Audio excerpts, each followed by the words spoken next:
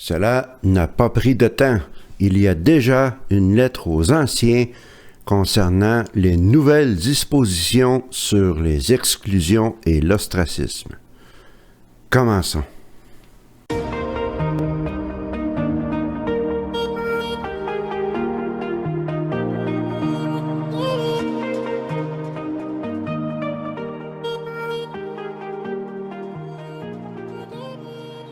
Bonjour et bienvenue à un nouveau vidéo, un deuxième en une journée, sur la vérité concernant Watchtower et les témoins de Jéhovah. Ceci sera une vidéo rapide, un peu moins polie que d'habitude, car je le fais un peu à la dernière minute. Il est présentement ici au Québec, 00h30. Alors, pour la plupart, mes concitoyens sont couchés et dorment. Et vous, en France et en Europe, vous êtes sur le point de vous lever peut-être, car il est 6h30 du matin, si je ne me trompe pas. Mais c'est une vidéo importante, car ça n'a vraiment pas pris de temps. Je vous avais mentionné dans la vidéo que j'ai publiée aujourd'hui qu'il y aurait probablement des articles de tour de garde et des lettres aux anciens qui expliquerait plus en détail les nouvelles dispositions qui ont été expliquées par Mark Sanderson dans son point d'actualité du 15 mars.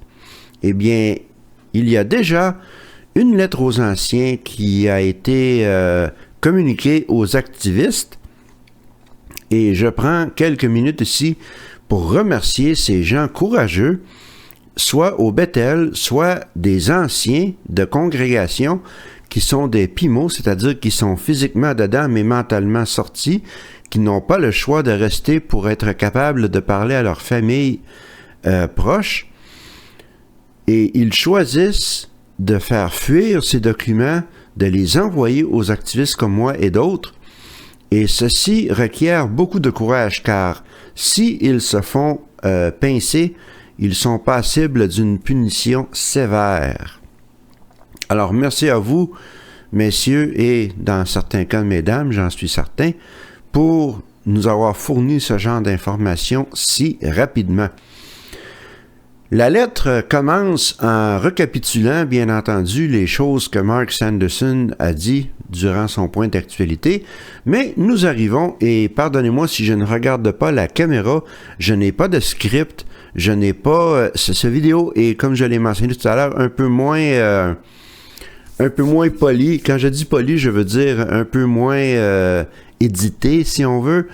Il y aura tout de même sur l'écran les photos des passages que je vais vous lire. Je n'ai que la copie anglophone, mais si je ne regarde pas la caméra, c'est parce que je regarde l'écran de mon ordinateur pour lire. Je n'ai pas eu le temps de faire autre chose.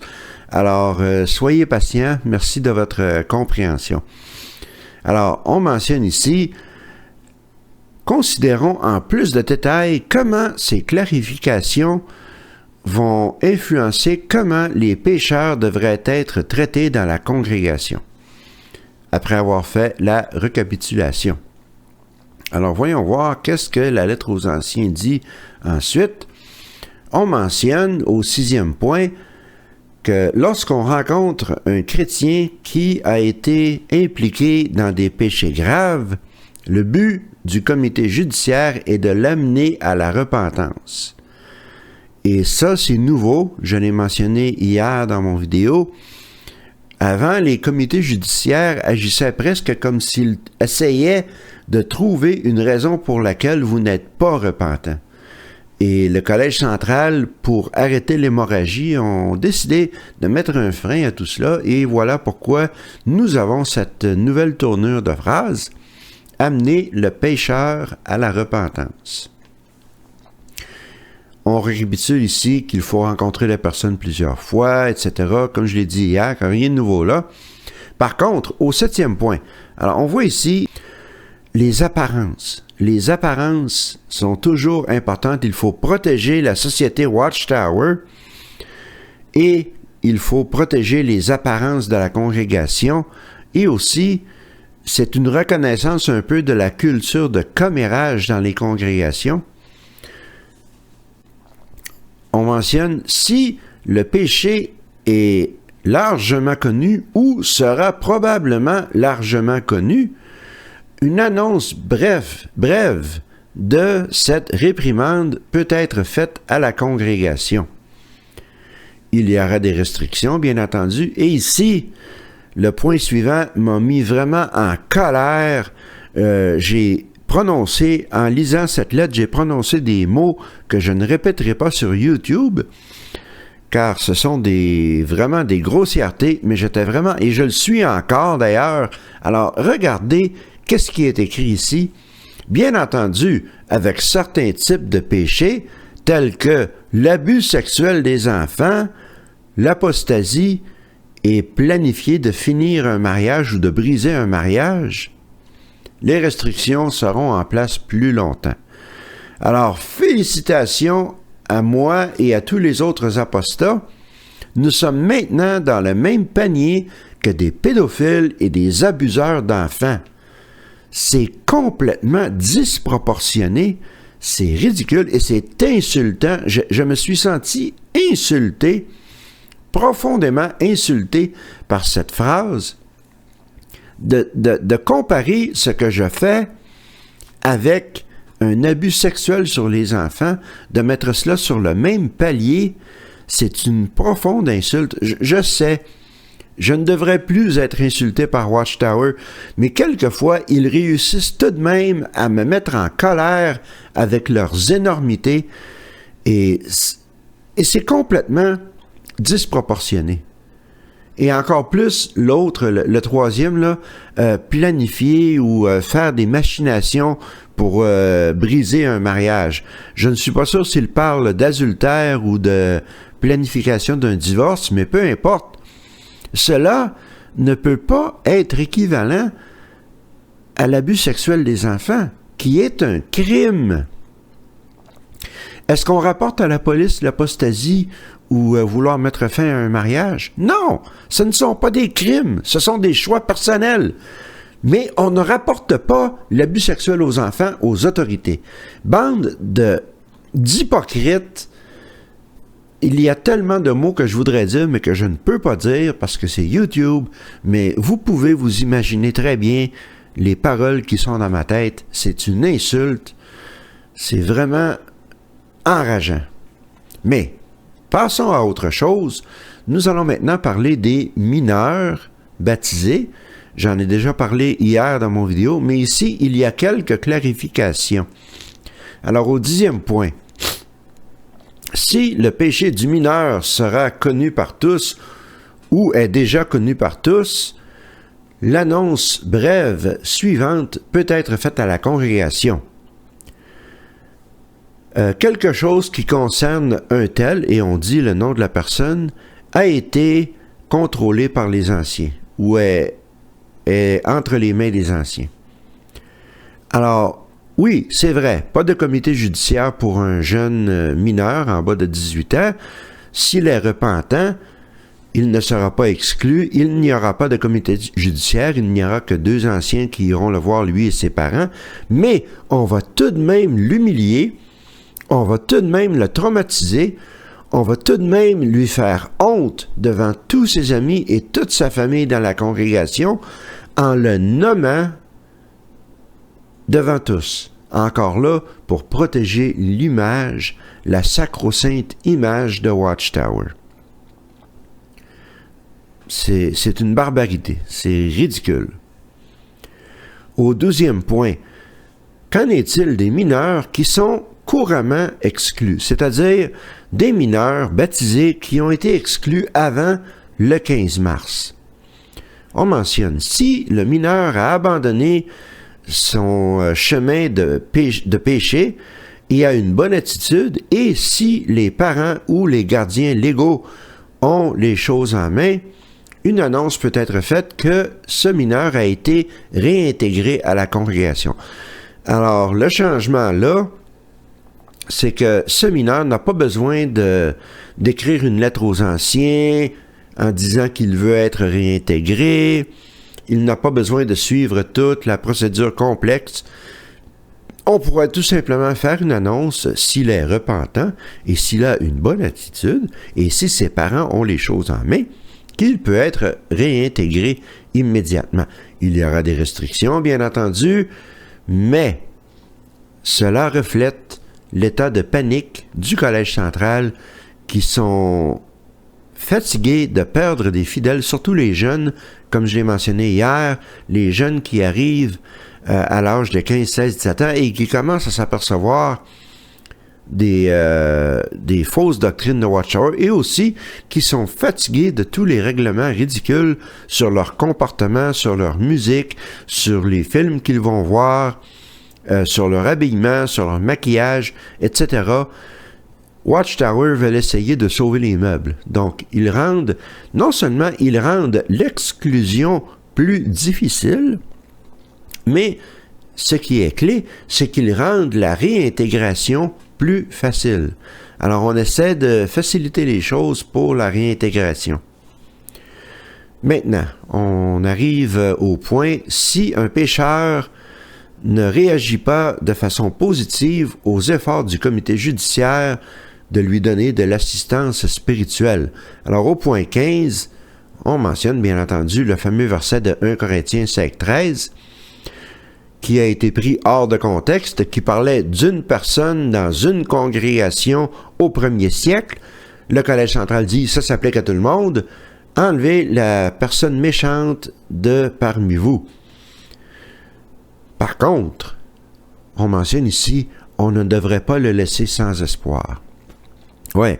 Après l'avoir traumatisé, après l'avoir fait passer devant 3 anciens, après lui avoir posé des tonnes de questions personnelles et intimes sur toutes ses activités, après l'avoir humilié, après l'avoir exclu, après l'avoir torturé émotionnellement en forçant sa famille et ses amis les plus proches de ne plus lui parler, il ne devrait pas être laissé sans espoir. Que c'est touchant. Nous parlons bien entendu des nouvelles dispositions, que cette personne devrait être visitée, et on le met ici en... je ne sais pas comment le dire en français, mais en italique, je crois, dans 3 mois. Alors là, le délai est plus précis. Mark Sanderson parlait de quelques mois. Ici, on dit 3 mois. Alors, c'est net, clair et précis, mais encore une fois, complètement arbitraire. Aucun verset biblique pour appuyer ce fameux délai de 3 mois. Dans certains cas, mais pas tous, le comité pourrait décider qu'il y a une raison pour réintégrer l'individu à ce moment-là. Alors, ça revient à dire ce que je disais tout à l'heure, on veut faciliter la réintégration. Alors, une personne peut avoir été exclue. 3 mois plus tard, les anciens vont la visiter et s'ils trouvent que la personne est repentante, ils peuvent la réintégrer immédiatement.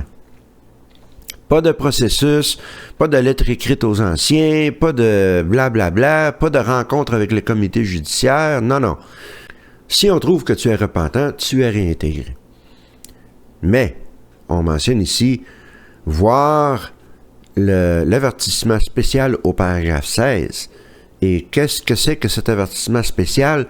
C'est la même chose que tout à l'heure m'a mis tellement en colère. Si c'est des cas d'abus sexuels sur les enfants, d'apostasie ou de machination pour mettre fin à un mariage, vous avez besoin de faire particulièrement attention. Les anciens doivent protéger le troupeau. Oui, protéger le troupeau, bande d'hypocrites. Protéger le troupeau d'un pédophile en ne le dénonçant pas aux autorités et en plus en lui laissant une porte ouverte pour qu'il revienne à la congrégation. C'est une abomination, c'est une monstruosité, c'est un crime, c'est criminel. Alors oui, c'est comme ça que vous protégez le troupeau. Bravo, messieurs les anciens, bravo, monsieur le Collège central, bande de connards. Je suis désolé, il fallait que ça sorte. Le point suivant. Est-ce que les anciens devraient rencontrer à toutes les personnes exclues dans le territoire à tous les 6 mois? Et on dit que oui, si l'individu est prêt à vous rencontrer. Alors, sachez-le maintenant, si vous êtes exclu et que vous n'êtes absolument pas intéressé à retourner à la congrégation, vous n'êtes absolument pas intéressé à parler aux anciens, vous pouvez leur dire « Foutez-moi la paix ». Si vous recevez un texte d'un ancien, est-ce qu'on peut aller te voir? Non, laissez-moi tranquille, je ne suis pas intéressé. Ils ne viendront pas vous voir. Vous pouvez toujours essayer de dire « Ah oui, j'aimerais ça que vous veniez me voir » et essayer de les réveiller, mais bonne chance avec ça. Les anciens sont parmi les plus indoctrinés dans la congrégation des témoins de Jéhovah. Ça vaut peut-être la peine d'essayer, mais bonne chance. Et on mentionne que cette visite aux exclus ajuste ce qui est écrit dans le livre « Prends soin du troupeau de Dieu », chapitre 25, paragraphe 20. Alors, allons voir qu'est-ce qui est écrit dans le livre au chapitre 25, paragraphe 20. Et je vais vous le montrer tout de suite. Personnes excommuniées ou qui se sont retirées volontairement. Alors, on mentionne, il n'existe aucune disposition établie pour rendre visite chaque année à des personnes excommuniées ou qui se sont retirées volontairement. Toutefois, les anciens feront preuve de bon jugement, ça ce serait une nouveauté, pour déterminer s'il convient ou non de prendre brièvement contact avec de telles personnes et de quelle manière. Alors, anciennement, avant le 15 mars, pas si anciennement que ça, c'était laissé à la discrétion des anciens. Il n'y avait pas vraiment de disposition établie, de règlement établi. Maintenant, il y en a. Alors, ceci est changé. Et en bas du paragraphe, bien sûr, on ne prendra pas contact avec des apostats actifs. Oui, enfin, je vais avoir la paix. Avec des personnes qui essaient d'inciter d'autres au péché. Oui, enfin, je vais avoir la paix. Ou avec des personnes qui ont fait savoir qu'elles ne voulaient plus avoir affaire à l'Assemblée chrétienne. Oui, je vais enfin avoir la paix. Moi, j'ai fait toutes ces choses-là. Et lorsque je dis que j'ai incité d'autres au péché, c'est tout simplement que j'incite les gens à se servir de leur jugement, à avoir une pensée critique et un peu de rationalité. Alors ça, c'est mon incitement au péché. Alors, je ne serai pas dérangé par les anciens. Allons voir quel point maintenant on mentionne plus tard dans la lettre aux anciens. Alors, on parle ici des individus qui ont été exclus dans le passé, peut-être même il y a plusieurs années. J'ai effleuré le sujet dans mon vidéo d'hier, mais il y a quelques petits points intéressants ici. Alors, on commence en disant au 20e point, dans certains cas, les individus qui ont été exclus il y a des années dans le passé, peut-être ne se souviendront même pas pourquoi ils ont été exclus. Alors, pensez-y un peu, là. J'en ai parlé tout à l'heure. Le comité judiciaire, le traumatisme du comité judiciaire, les questions, le traumatisme de l'exclusion, l'ostracisme par les membres de votre famille et les gens que vous aimez, cette torture émotionnelle, ce chantage émotionnel effectué par Watchtower, même si vous avez passé par-dessus et vous vous en êtes remis, est-ce que par hasard vous avez oublié pourquoi vous avez été exclu? Je vous garantis qu'il n'y a pas un seul ex-témoin de Jéhovah qui a été exclu, qui a oublié pourquoi il a été exclu. C'est impossible. Quelle ignorance de la part de Watchtower. Et plus loin dans le paragraphe, on dit « Les anciens offriraient de prier avec la personne qui a été exclue il y a des années et faire un appel chaleureux pour qu'il se repente et revienne à la congrégation. » Mais se repente de quoi?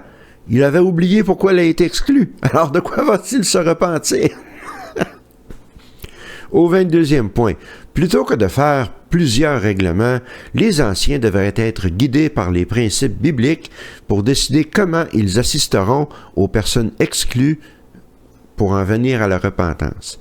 Alors, messieurs, le Collège central, messieurs les anciens par extension, plutôt que de faire plusieurs règles, eh bien, vous êtes déjà rendus à la règle numéro 22 juste dans cette lettre.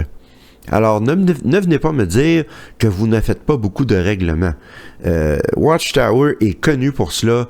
C'est toujours des règlements par-dessus règlements. Et en ce qui concerne les principes bibliques, si vous respectiez vraiment les principes bibliques, il n'y aurait pas d'ostracisme. Il n'y aurait pas d'exclusion. Il y aurait peut-être de la discipline religieuse, mais d'une façon raisonnable, d'une façon humaine et d'une façon à ne pas torturer émotionnellement les gens. Aussi simple que cela. Mais vous ignorez tout, messieurs du Collège central, des principes bibliques. Et voilà la vraie raison de vos pratiques horribles. Finalement, au point 24, il y a un nouvel ajustement au livre des Anciens.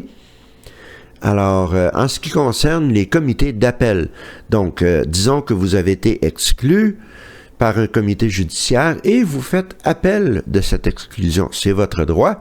Vous allez apparaître devant un autre comité, 3 anciens différents qui vont constituer le comité d'appel.